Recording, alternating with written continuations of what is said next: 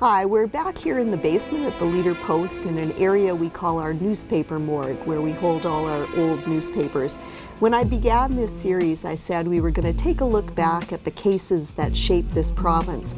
And this one from 25 years ago began as a pre-dawn raid and ended up as a multi-million-dollar industry. We're going back to 1993 and a raid on the White Bear First Nation casino.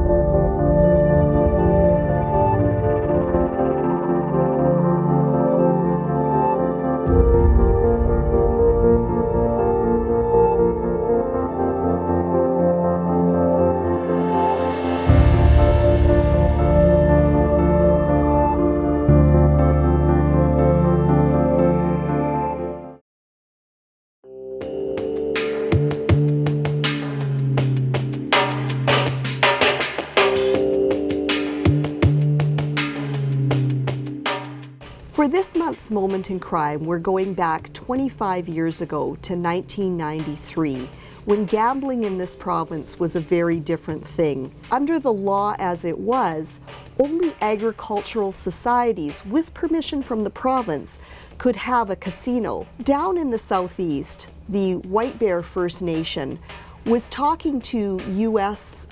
groups about bringing a casino to their First Nation. Now, under the law as it was, that wasn't permitted. However, Bernard Shepherd, who was the chief, was bound and determined that White Bear was going to have a casino because he saw it as a means of offering some jobs and prosperity to his community. On February 26, 1993, the Bear Claw Casino opened up in the golf clubhouse on the First Nation. It was being watched very closely by government officials and the RCMP. And then what happened was around 4 a.m. on March 22nd, 1993, the RCMP moved in.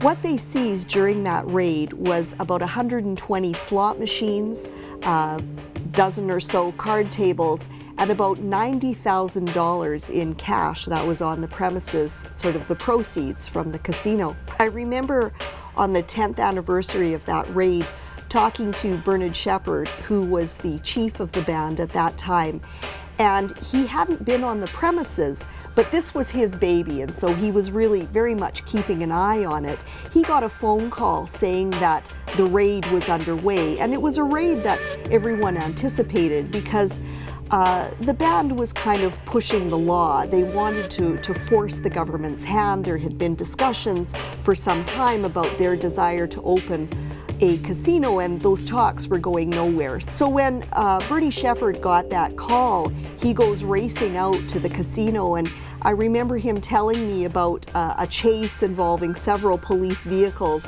as he was trying to make his way there. As a result of that raid, Bernie Shepherd was charged, another band official was charged, two of their American partners were charged, and two corporations faced charges.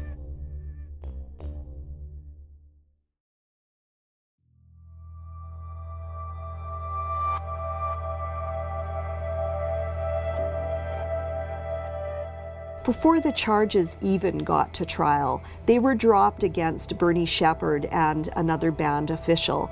So when the trial gets underway, there's four parties. What the defense really was trying to show and to prove was that this band should have jurisdiction over having a casino on their land. So they were arguing treaty rights. The judge, however, when he made his decision, focused more on the technicalities of the law and actually never did rule on the treaty issue. What he decided was that the Crown hadn't proved its case, that these people didn't have the intent to commit criminal activity. So at the end of everything, no one was actually convicted.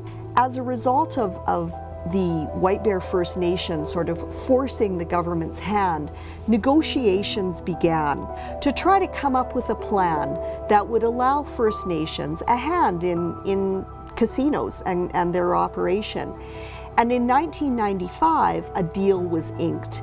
And eventually, that deal would give rise to two government-owned casinos, Casino Regina and Casino Moose Jaw, and 4 casinos on First Nations. Amongst those was the White Bear Casino. And incidentally, it actually didn't get underway as a legal entity until 1996, and as a much larger scale operation than they envisioned back in 1993. And today, in fact, there are currently 6 casinos operated by First Nations. That industry brings in about $260 million and employs some 1,800 people, and all because Bernie Shepherd down in the White Bear First Nation decided to push the issue back in 1993. I think Bernie was rather proud of what he'd accomplished, and as I mentioned, on the 10th anniversary, he took out an ad in the paper reminding everyone about what their little band had accomplished for this province.